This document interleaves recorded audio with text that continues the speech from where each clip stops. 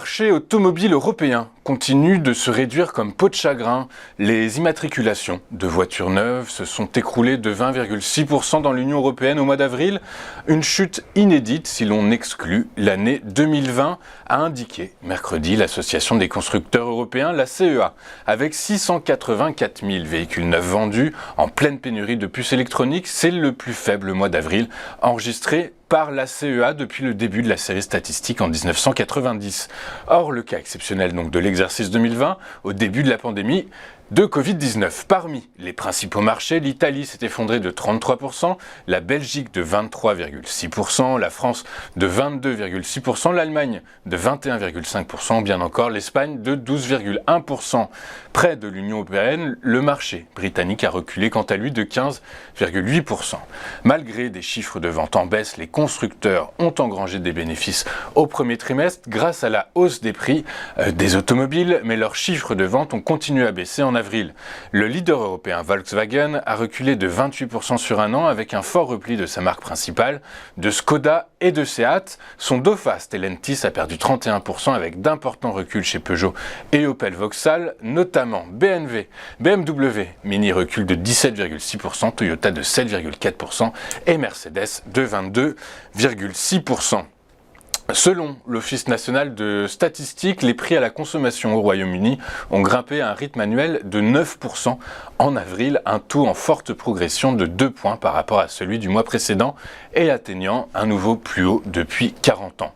En incluant les frais de logement des propriétaires occupants, le taux d'inflation annuel s'est accru de 1,6 points à 7,8% le mois dernier, une accélération portée essentiellement par les prix de l'énergie, l'électricité, le gaz et les carburants de transport.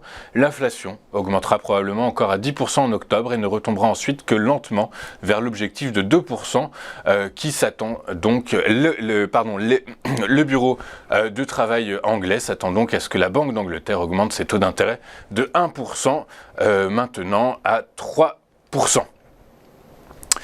Le titre Orpea a dévissé de près de 20% hier à la Bourse de Paris, plombé par des révélations de Mediapart, selon lesquelles le groupe privé de maisons de retraite est menacé d'un scandale financier à cause d'une société luxembourgeoise qui investissait dans ses résidences et qui aurait procédé à des opérations douteuses. Selon Mediapart et le collectif de journalistes Investigate Europe, la holding luxembourgeoise Lipani, créée en 2007, a accumulé 92 millions d'euros d'actifs, principalement des parts dans de nombreux EHPAD et cliniques gérées par Orpea dans plusieurs pays d'Europe, dont la France, et mené des opérations financières douteuses.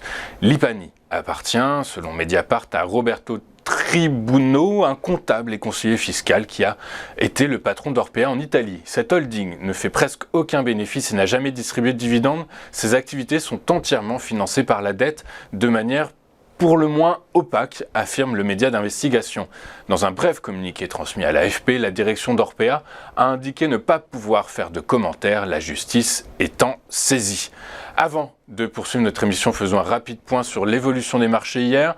Le CAC 40 a clôturé en baisse de 1,2% à 6352 points, certainement emporté par les propos agressifs du président de la Fed, Jérôme Powell, qui a réitéré que l'institution poursuivrait coûte que coûte le durcissement de sa politique monétaire pour lutter contre l'inflation. Outre l'inflation, la situation sanitaire en Chine continue d'inquiéter. Les cas de contamination à la Covid-19 se multiplient à Pékin et ce, rapporte l'agence de presse Bloomberg, ce qui pourrait conduire à la mise en place de mesures de restriction supplémentaires. Toute la cote a donc fini la journée dans le rouge. Les principaux replis sont à mettre au passif de la tech qui a cédé 2,18%, des services aux consommateurs qui ont marqué un repli de 2,13%, des biens de consommation qui ont marqué le pas à hauteur de 2,09% et enfin des utilities en repli de 0,87%. Dans le détail, notons que Sword a lâché 3,69%, Carrefour laisse 4,42%, Casino Guichard cède 4,19%, L'Oréal recule de 3,73% et Veolia Environnement marque le pas à hauteur de 1,52%. Les cours du brut ont plongé hier de plus de 2% suite aux commentaires donc de Jérôme Powell et aux espoirs d'approvisionnement du Venezuela puisque Washington a annoncé hier un allègement très limité des sanctions contre le pays. Il propose notamment une dérogation limitée pour le groupe pétrolier américain Chevron sous le coup d'un embargo. Dans cet environnement, le Brent a cédé 2,52% à $109 11 le baril. Le WTI, quant à lui, a reculé de 2,5% à 109,59 $. Phénomène rare, notons que le WTI est plus cher que le Brent hier à la clôture, signe d'un basculement fébrile mais quand même existant de la demande vers le brut américain. Du côté des crypto-monnaies, toujours les propos de Jérôme Powell ont également poussé le Bitcoin à la baisse. Il cède sur la journée 4,77% à 29 092 $ l'unité. On va marquer une pause et on se retrouve juste après avec Xavier Fenot et Chronocac. A tout de suite sur Téléfinance.